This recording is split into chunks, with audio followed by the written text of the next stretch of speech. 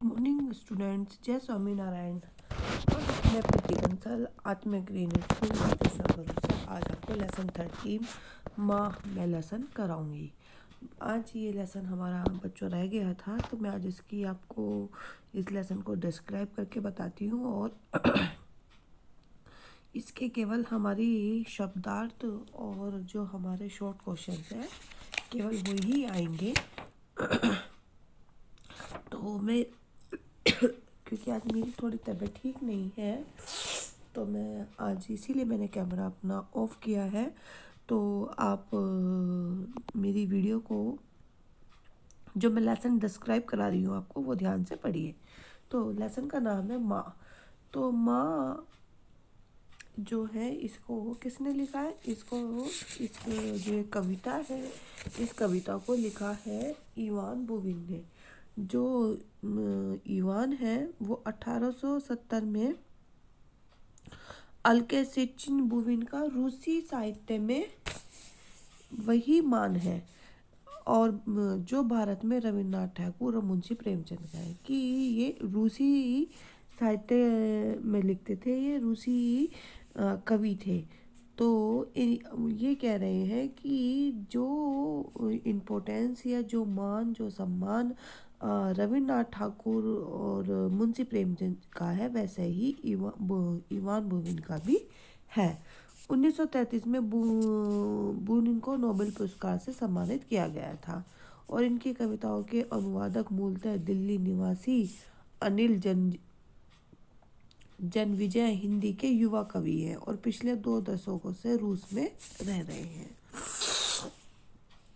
तो ये भी उसी तरह ही है जैसे हमारे बाकी कवि थे, रविन्द्रनाथ टैगोर, मुंशी प्रेमचंद, आपका उनके आपने पढ़े होंगे, तो ठीक वैसे ही ये भी है। तो उन्होंने ही माँ कविता लिखी है, और माँ का समझा है कि माँ चाहे वो भारत की हो, चाहे वो रूस की हो, चाहे वो कहीं की भी हो, माँ तो माँ ही होती है। जो माँ को भगवान ने सबकी माँ की एक ही मानसिक बनावट एक ही बनाई है, सबका सोचने का एक ही नज़रिया बनाया है। उन्हें हमेशा अपनी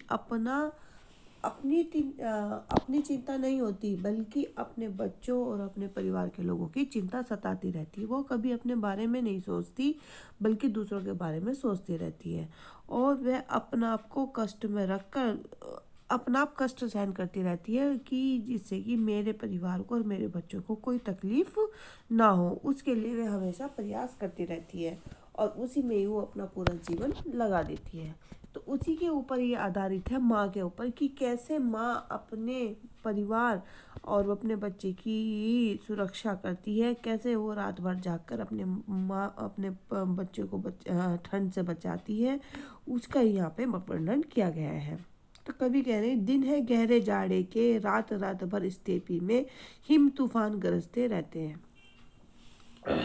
दिन है गहरे जाड़े के। ये जो दिन चल रहे थे जब तो बहुत गहरे जाड़े के, बहुत सर्दियाँ हो रही थी, जैसे कि अभी भी सब जगह बहुत सर्दियाँ हो रही है, ये विंटर का सीजन है, तो ठीक वैसे ही वहाँ पे भी बहुत गहरी सर्दियाँ हो रही थी, बहुत चारों तरफ ठंडी ही ठंड थी। रात भर स्टेपी में, रात भर मतलब पूरी रात। स्टेपी मीन्स होता है कि जो 10 किलोमीटर तक कहीं पर भी कोई वृक्ष ना हो, कोई रहने वाला ना हो, वो प्लेस बिल्कुल क्या कहते हैं, निर्जीव है, वृक्षहीन है, किसी प्रकार का वहाँ पे कोई आना जाना नहीं है, और वो यानी वो पूरा एरिया खाली है, तो उसको स्टेपी कहते हैं। तो कवि क्या कह रहा है कि दिन है गहरे जाड़े के, रात भर स्टेपी में हिम तूफान ग्रस्त रहते हैं।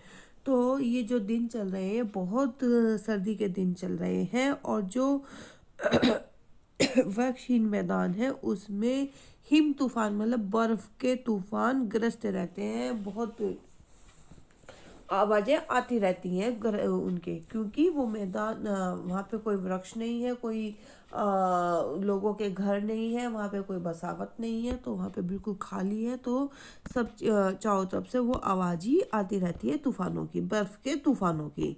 हर चीज़ पर बर्फ़ लदी है, हिम अंधेरों के उत्पात सब बेचैनी से सहते हैं, और हर चीज़ पर, चाहे वो बाहर बिल्डिंग है, चाहे वो विंडो है, चाहे वो एक पिलर है, चाहे कुछ भी है, सब पर बर्फ ढकी हुई है, सब बर्फ से ढके हुए हैं, पूरी सफ़ेद चादर उनके ऊपर ढकी हुई है। हिमनदेड़ों के उत्पात सब बेचैनी से सहते हैं, और जो बर्फ के उत्पात है, जो बर्फ क्या, जो बर्फ का तूफान है, जो बर्फ का तूफान उत्पात मचाता है, जो परेशानी करता है, और जो वहाँ पे, जो बर्फ के तूफान से जो वहाँ पे हानि होती है, वो सब लोग बहुत बेचैनी से सह रहे हैं, बहुत परेशान है, वो सब लोग, मजबूरी है, इस वजह से सब लोग सह रहे हैं।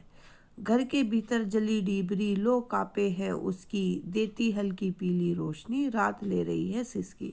और घर के भीतर माने एक डिबरी, डिबरी मीन्स है कि रोशनी करने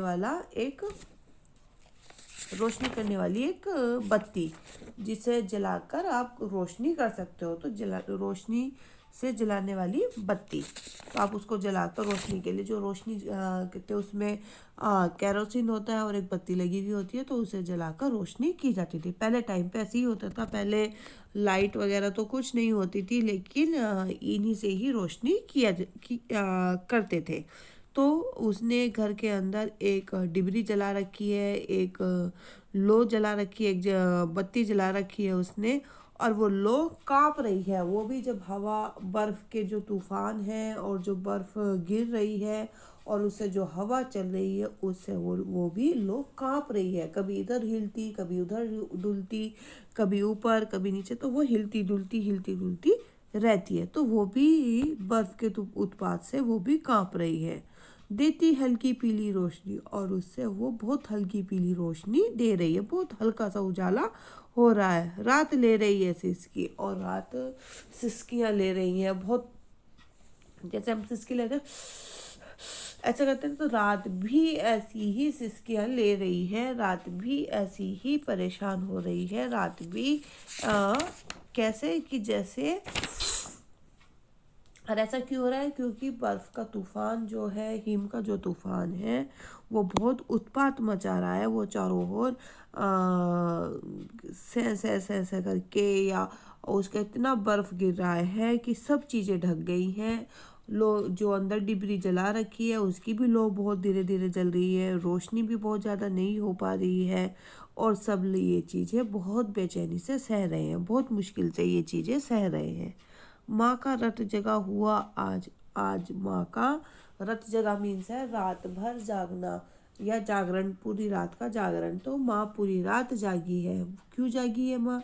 कि वह घर घर भर में टहले जाती है, और वो पूरे घर में इधर से उधर, ये देख वो देख, ये करती ही रहती है, और पूरी रात जागती रहती है।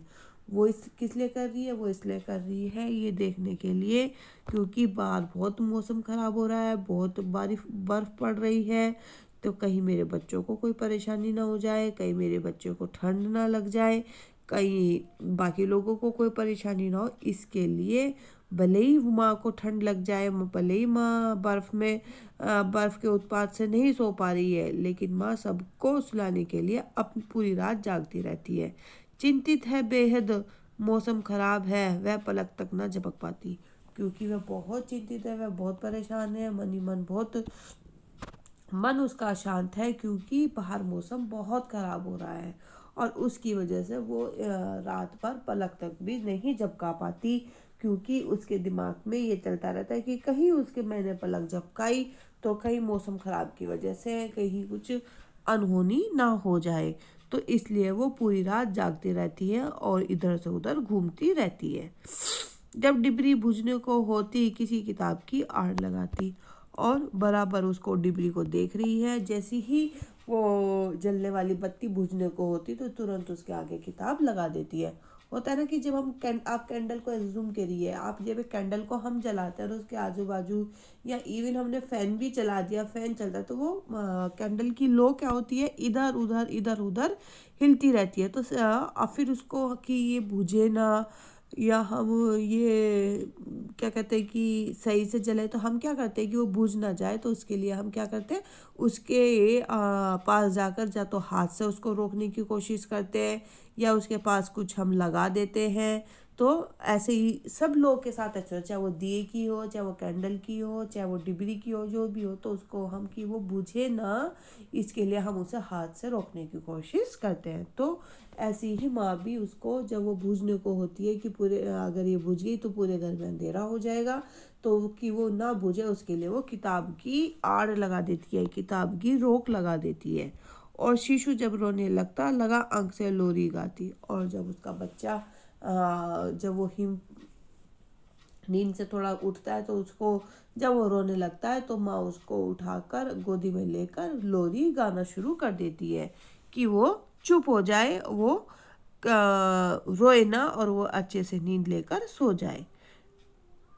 तभी अचानक हिम आंधड़ का तेज भयानक झोंका आया। कांप उठी माँ भीतर गहरे, लगा उसे घर अब थर्राया। और जब भी वो बच्चे को गोदी लगाकर लोरी सुना रही थी और किताब से लो को रोक रही थी, तभी बर्फ के तूफान का इतनी जोर से झोंका आया, इतना भयंकर झोंका आया कि वह कांप उठी, वह एकदम कांप उठी, वो कांपने लगी कि, और उसको अंदर ही अंदर दर्द सताने लगा कि आज तो घर गया, आज तो घर पे बर्फ गिरेगी, आज तो घर हमारा तूफान में दब जाएगा, बर्फ के तूफान में दब जाएगा। क्योंकि जब बर्फ पड़ती है, जब इतने होता है, तो पूरा घर कवर हो जाता है बर्फ में। तो वो मन ही मन अंदर ही अंदर वो घबरा गई, कांप उठी इस बात को सोच सोच कर कि आज तो इतना तूफान आ रहा है, बर्फ का इतनी बर्फ हो रही है, तो आज तो हमारा घर बर्फ में ढक ही जाएगा, हमारा बर्फ में। क्योंकि जब बर्फ पड़ती है, जहाँ पे बर्फ होती है, तो पूरी की पूरी बिल्डिंगें कवर्ड हो जाती हैं जब बर्फ का होता है। तो ऐसे ही उसको माँ को भी यही आया कि आज तो हमारा घर, जब वो बर्फ का इतना तूफान आया, तो वो ये सोच के कि आज तो मेरा घर गया और मेरे घर पूरा बर्फ से ढक जाएगा। और वो अंदर ही अंदर ये बात सोचने लगी, और अंदर ही मन बहुत घबराने लगी। स्टेपी में पड़ी अकेली, कौन भला मदद को आए, थकी नजर चेहरा उदास है, मन उसका बेहद घबराए। अब जो वो वहाँ पे वो जो मैदान है, जो स्टेपी जो कि वृक्षहीन मैदान में जहाँ पे कोई भी नहीं है, वो बिल्कुल वहाँ पर अकेली रहती है, वहाँ पे कोई भी नहीं है। तो वो ये सोच रही है कि अगर कुछ हो जाता है तो भला कौन मेरी मदद के लिए आएगा, मेरी हेल्प करने के लिए तो कोई भी नहीं आएगा। तो मैं, मेरे बच्चे और मेरा परिवार तो ऐसी ही जो बर्फ़ का तूफान है उसमें दबकर रह जाएंगे, हमारे लिए तो कोई भी मदद के लिए नहीं आ पाएगा। थकी नज़र चेहरा उदास है, और यही सोचकर उसकी आंखें भी थकी हुई है और चेहरा भी बहुत उदास हो गया है। मन उसका बेहद, और ये सोच सोच कर उसका मन घबराया जा रहा है, बार बार सोच रही है कि अगर ये हिम का तूफान नहीं रुका, बर्फ का तूफान नहीं होगा, तो मेरे बच्चों का और मेरे घर का क्या होगा। कहीं मेरा घर बर्फ के दुकान में, जो बर्फ का तूफान आ रहा है उसमें ढह नहीं जाए, कहीं उसमें ढक न जाए। उसको बहुत सारी चिंताएं उसको सता रही है, और मन ही मन वो उनके बारे में सोच रही है, और इसकी वजह से वो ना पूरी रात सो पाती है, और उसकी आंखें भी बहुत थकी हुई है, उसका चेहरा बहुत उदास हो गया है। और वह जो चेहरा उदास है, तो मन ही में उसके अलग अलग विचार आ रहे हैं, और उसकी वजह से वो घबरा रही है, परेशान हो रही है। तो माँ है, चाहे वो माँ किसी की भी हो, चाहे वो भारत की माँ हो, चाहे वो रूस की माँ हो, चाहे वो आपकी माँ हो, चाहे वो मेरी माँ हो, माँ को चिंता रहती ही है आपकी। हाँ, आप ये देख सकते हो कि जब आप बाहर खेलने जाते हो या कहीं आपको लेट हो जाए, तो मम्मी को सबसे ज़्यादा चिंता होती है, मम्मी पूछेगी कहाँ रह गए थे, क्या हो गया।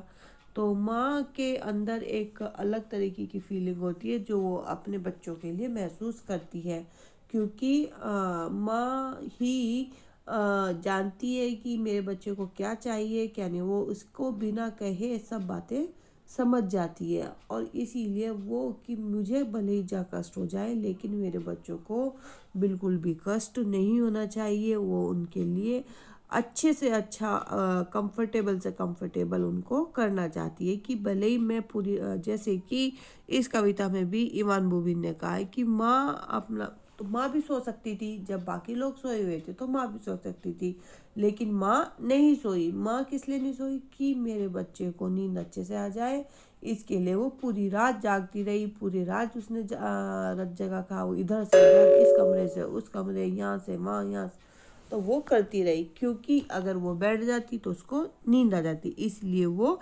टहलती रही चारों एक इधर से उधर वो टहलती रही। और जब भी इसीलिए उसे बार बार सब चीज़ों का एहसास भी हो रहा था कि अब मौसम ख़राब हो रहा है, अब बर्फ़ का तूफ़ान ज़्यादा तेज़ आ रहा है। वो सब चीज़ें उसे पता चल रही थी। और वो इसलिए जाग भी किस लिए रही थी कि बाहर तूफ़ान बहुत तेज़ी से आ रहा था कि अगर वो सो जाती तो वो उस तूफ़ान से अपने परिवार को, अपने बच्चों को कैसे बचाती। इस उससे कि अगर तूफ़ान अगर आता है तो क्योंकि वो वृक्षहीन जो मैदान थे 10 किलोमीटर के, जो वहाँ पे कोई पेड़ नहीं थे, कोई लोग नहीं रहते थे, वो उस चिंता में भी थी कि अगर कुछ हो जाता है हमारे साथ, बर्फ़ का तूफ़ान में अगर हम ढक जाते हैं तो हमारी हेल्प करने वाला कोई भी नहीं है। तो माँ ही होती है, माँ जैसा दूसरा कोई नहीं होता। तो बच्चों आज मैंने ये आपको कविता कराई है, ठीक है। और इसके जो शब्दार्थ हैं वो शब्दार्थ आप कर लीजिएगा। शब्दार्थ आपको लिखने हैं। ये स्टेपी 10 किलोमीटर के क्षेत्र में फैले वृक्षहीन मैदान, हिम बर्फ, अंधड़ तूफान, डिबरी रोशनी के लिए जलने वाली बत्ती, रत जगह रात को जागना, अंक गोदी, ठीक है। तो ये आपके शब्दार्थ हुए। नेक्स्ट है मौखिक क्वेश्चन, कविता का भावपूर्ण वाचन कीजिए। ये मैंने आपको बता ही दिया है अभी भावपूर्ण वाचन कैसे करना है। इस कविता में कौन से मौसम की ओर संकेत है? इस मौसम में जाड़े के मौसम की ओर संकेत किया गया है, ठीक है। इसका आंसर क्या है? इस मौसम में ये कौन सा मौसम की बारी करिए? जाड़े का मौसम के बारे में की ओर संकेत किया गया है। जब डिबरी बुझने को होती तो माँ क्या करती? जब डिबरी बुझने को होती तो माँ किताब लगा लेती, ठीक है। मन उसका बेहद घबराए, किसका मन घबरा रहा है और क्यों? माँ का मन घबरा रहा है क्योंकि माँ चिंतित है कि माँ चिंतित है, इसलिए माँ चिंतित है कि बाहर मौसम खराब है और खराब मौसम की वजह से माँ चिंतित है, ठीक है। तो ये थे आपके मौखिक क्वेश्चंस जो मैंने आपको बता दिए, ठीक है। अब आते हैं आपके लिखित क्वेश्चंस। उचित विकल्प पर टिक का निशान लगाइए। माँ का रत जगा हुआ है, आज वह घर भर में टहले जाती, तो माँ का रत जगा क्यों हुआ? उसे नींद नहीं आ रही थी, बाहर तूफान आया हुआ था, वह घर में अकेली थी, या सेकंड और थर्ड?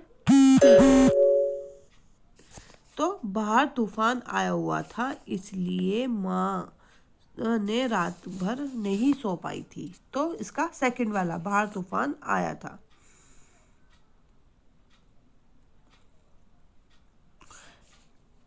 या आप इसको फोर्थ वाला भी कर सकते हो क्योंकि बाहर तूफान आया था और वह घर में अकेली भी थी, ठीक है, फोर्थ वाला।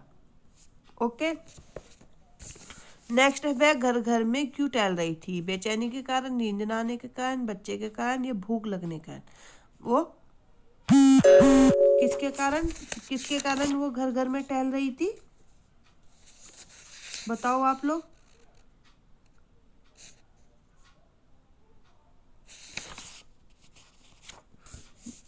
बच्चे के कारण, क्योंकि वो चाहती थी कि बच्चा सही से सो जाए, बच्चे को कोई परेशानी ना हो। लॉन्ग क्वेश्चंस हम नहीं करेंगे, लॉन्ग क्वेश्चंस आप छोड़ दीजिए। अगर ठीक है, लॉन्ग क्वेश्चंस में आपको जब हमारी ये PT3 कंप्लीट हो जाएंगे उसके बाद मैं आपको इसकी PDF शेयर कर दूंगी, ठीक है।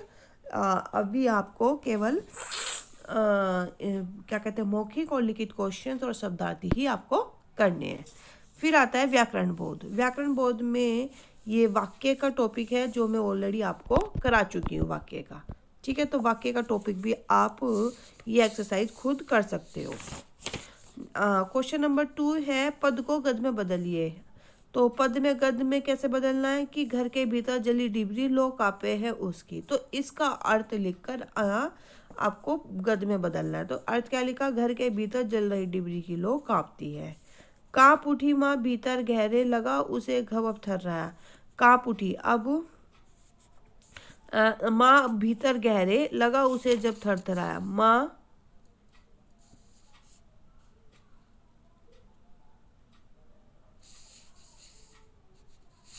जब हिमपात का उसका हिम का झोंका आया तो माँ अंदर से एकदम कांप उठी और थरथराने लगी।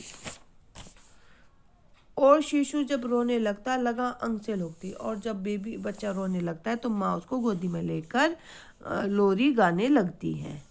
थकी नज़र चेहरा उदास है मन उसका बेहद घबराए। उसकी नज़रें आंखें बहुत थकी हुई हैं, चेहरा बहुत उदास हो गया है और मन उसका बार बार घबरा रहा है, बहुत घबरा रहा है। ये आपका ये ऐसे उसको गद में आप कर लोगे। तो ये आज मैंने आपको इसका ये लेसन हमारा कंप्लीट हो गया है और इसकी जो एक्सरसाइज थी वो भी मैंने आपको समझा दी है। अब हमारा पूरा सिलेबस कंप्लीट हो गया है तो आप इसको कर लेना। ओके बच्चों, तो ये अब आपके एग्ज़ाम भी हैं कल से, तो आप लोग उसके लिए प्रिपरेशन करना। और हिंदी का एग्ज़ाम आपका 9 में है तो अभी टाइम है, तो आपका रिवीजन भी अच्छे से हो जाएगा। ठीक है बच्चों, तो ओके बच्चों, bye, take care, stay home और best of luck for PT3 exams. और अच्छे से करना सब लोग। ओके बच्चों, bye, take care, stay home, stay safe.